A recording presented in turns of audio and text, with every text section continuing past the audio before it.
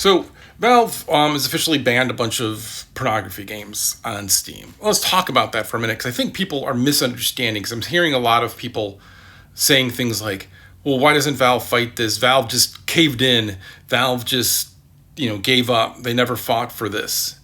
Can I say the opposite of that is, in that 8 years ago they started fighting this. Now I don't work at Valve anymore. I wasn't part of these decisions, but I've been a part of other decisions, and the way Valve thinks is still as a very small, scrappy company, but they're mixed amidst giant companies. So first of all, if you don't know, Valve uses payment processors to process their credit card. And you're like, well, they should just do it themselves. Apple, the biggest tech company in the US, biggest company in the US, uses a third-party payment processor for their credit cards, right?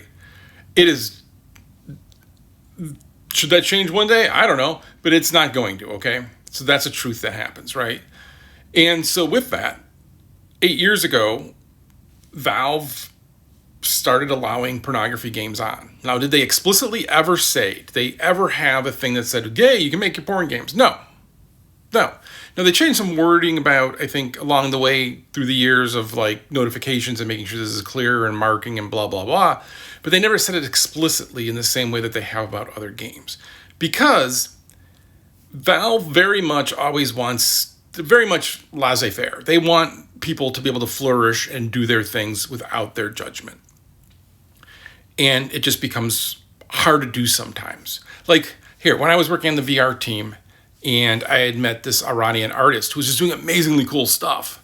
I actually had seen their work, and we started talking, and he's like, "Can you send me a headset?" I'm like, "Well, no, because there's an embargo for this kind of technology to Iran, and I can't send it to you." But there's these developers out of Amsterdam. Have you ever gone to Amsterdam? He goes, "Yeah, I go every so often." I'm like, "Hey, they do really great work, and we send them headsets all the time, maybe while you're there. I don't know." And then I reached out to the developers in Amsterdam, and I'm like, "Hey, do you know this Iranian artist? He's really cool. I'm going to send you a bunch more headsets."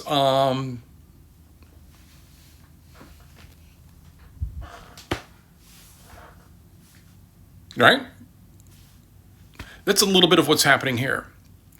Is Valve was trying to, I believe, trying to allow this to happen and flourish, but the government's cracking down on it even more. And originally I was going to say, maybe you should go to itch.io because they will allow for this. But it looks like itch.io's already had this, and they've cracked down on a whole bunch of this. So this is like an across-the-board thing that's happening. And so instead of saying Valve gave in at a moment's notice at a drop of a hat, I would say Valve actually fought this for 8 years and tried their damnedest to allow this, but is finally getting called out on it. And so that's probably why they don't talk a lot about it, because they're probably also trying to navigate and see what they can do. It's kind of like when EA pulled all their games from Steam and we were showing VR. I went to a bunch of VR studios. I went to VR studios all over the world, or EA studios, all over the world, and to show them VR. And they would be like, "Wait, but we don't sell our games." I'm like, "Doesn't matter. Doesn't matter. It's the long play we're doing here. I'll come show it to you. Oh my God, that time in Vancouver. I will do a lot."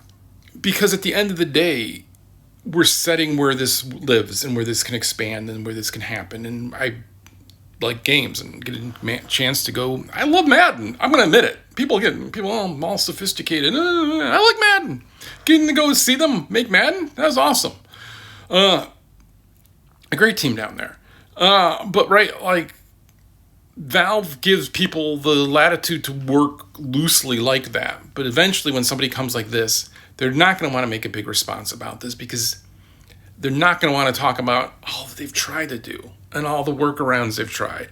And now they're probably thinking, well, how can we do this? What are our options and what can we do here?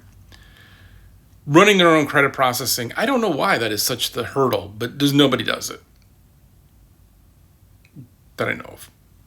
And I don't know if this would be the breaker for it, because I understand they're allowing some games but not others, and I understand that, and I'm not diminishing that when we say porn games, what we're often talking about is games from groups that get lumped in a way that is not beneficial to them and diminishes what they're actually talking about, okay? flat out. But yeah, don't look at it as that Valve caved without a fight. Look at it that this is the end of an 8-year fight, and that Valve tried to do the right thing here. But even in the big scheme of things, Valve's a small player. And that's at least my take on it and how I look on it. And if you want to get mad at Valve, still, I understand. But there's just not a lot of latitude that they can do here often in these kind of things.